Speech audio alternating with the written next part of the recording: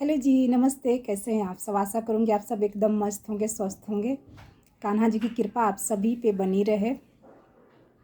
क्या आप लोगों के साथ भी ऐसा होता है कि आपके बच्चे की तबीयत ख़राब होती है तो वो ठीक जब भी होगा तो मायके के डॉक्टर से ही ठीक होगा? बच्चे होंगे तो मायके में ही होंगे, बच्चे का कोई ऑपरेशन होगा तो मायके में ही होगा। मतलब बच्चे की कुछ भी प्रॉब्लम होगी तो मायके में ही सब कुछ ठीक होगा। आप लोग के साथ भी ऐसा होता है क्या? मेरे साथ ऐसा नहीं होता है।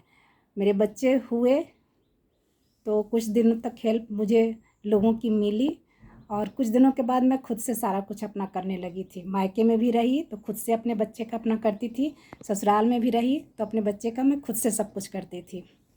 और तबीयत ख़राब होने के बाद तो मेरे बच्चे को कहीं ले जाने की ज़रूरत नहीं पड़ती। मैं जहाँ रहती हूँ भगवान की कृपा है, शायद उनको पता है कि ये इसका कहीं कोई है नहीं। तो भगवान की कृपा है कि मैं जहाँ भी रहती हूँ मेरे बच्चे के वहीं के डॉक्टर से तबीयत ठीक हो जाता है।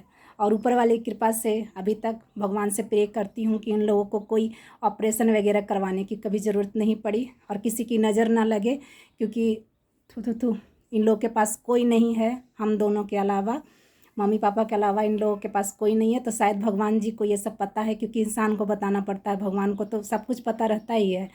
तो कौन देखेगा? तो आज तक कोई ऑपरेशन करवाने की ज़रूरत नहीं पड़ी। हालांकि बहुत सारे लोगों का ऐसा रहता था कि बच्चे को कैसे बड़ा करेगी, ये नहीं आता है, वो नहीं आता है, ऐसे नहीं आता, वो ऐसे नहीं आता है। ऐसे कहने वाले लोगों के बेटियों को मैं बच्चों को बड़ा करते देखी कि किस तरह से, क्या बोलूँ, बच्चे की भी किस्मत फूटी है कि वैसे माँ मिली है कि जैसे बच्चों को जिस तरह से बड़ा की। वो किसी चीज़ का कोई संस्कार नहीं, ना पढ़ाई लिखाई। पढ़ाई के नाम पे भी क्या ही बोले, उसमें बच्चों की कोई दोष नहीं है। उसमें जो भी दोष होता है बड़े लोगों की, हमारी और आपकी गलती होती है, क्योंकि बच्चे तो कच्चे मिट्टी होते हैं। उनको आप जैसा बनाएंगे वैसा। अगर गाली दे रहा है बच्चा तो एक दिन देगा, 2 दिन देगा, उसको आप डांटोगे, गुस्सा करोगे तो वो बच्चा नहीं देगा, नेक्स्ट डे से नहीं देगा।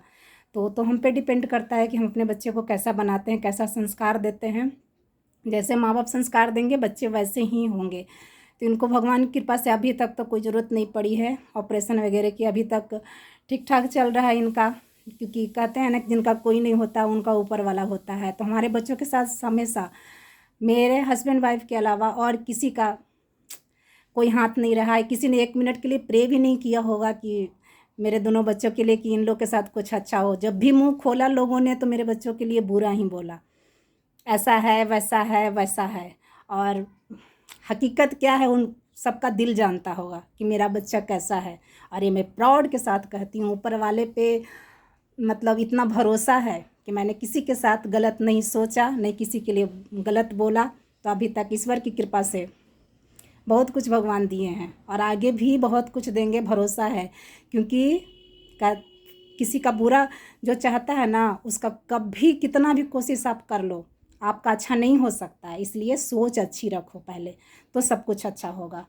तो मायके का तो भी कोई वो नहीं है कि मायके में मैं जाके, मैं जिस दिन से मेरी शादी हुई थी ना उस दिन से मेरे को पता था कि ये मेरा मायका पराया हो गया है। अब मैं तो अब इतने 4 5 6 साल, मतलब कुछ शादी पड़ता है तब मैं खुद जाती हूँ।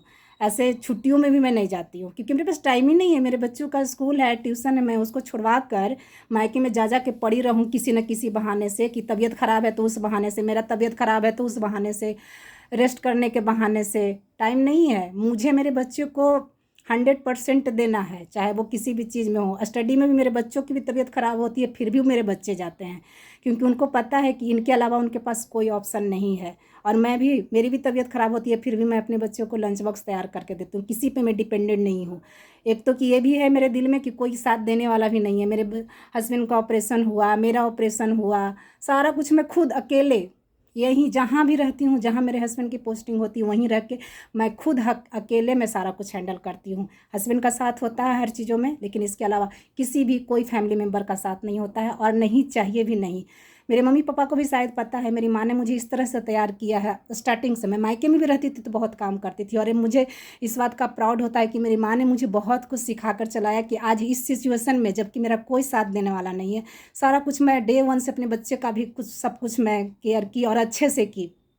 कभी कोई मेरे बच्चों का न चोट लगना हुआ, न इधर चोट लगना हुआ, न ये बीमारी न वो बीमारी, फालतू चीज़ें इन्फेक्शन ये वो नहीं हुआ, क्योंकि मैं सारा कुछ ध्यान से करती थी। तो इस चीज़ का मुझे अच्छा लगा कि मेरी माँ ने हमेशा से मेरे इस तरह से तैयार मेरे को किया ना कि आप जिस भी सिचुएशन में रहो, आप खुद पे डिपेंडेंट रहो, आप सब कुछ करना जानो। तो मैं कुकिंग से लेकर बच्चे का केयर करना लेकर झाड़ू पोछा जो भी होता है ना, मैं खुद कर लेती हूँ बिंदास। तो ऑपरेशन मेरा भी हुआ, मेरे हस्बैंड का भी ऑपरेशन हुआ, बहुत कुछ हुआ, हाथ टूटा, पैर टूटा, मेरा भी टूटा, मेरे हस्बैंड का भी टूटा, लेकिन उसमें किसी एक कोई भी मेंबर कह दिया तो मायका या ससुराल की किसी का मैं हेल्प ली नहीं, खुद मैं सब कुछ कर सकती हूँ।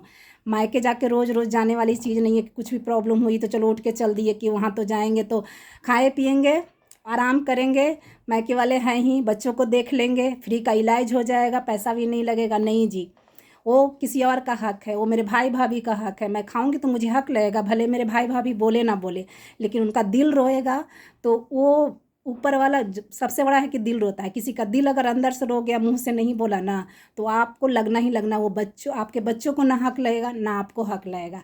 इसलिए आप लोग से भी मैं कहती हूँ, जितना हो सके अपने पे डिपेंडेंट रहिए, जितना हो सके खुद से हर चीज़ हर सिचुएशन का सामना कीजिए।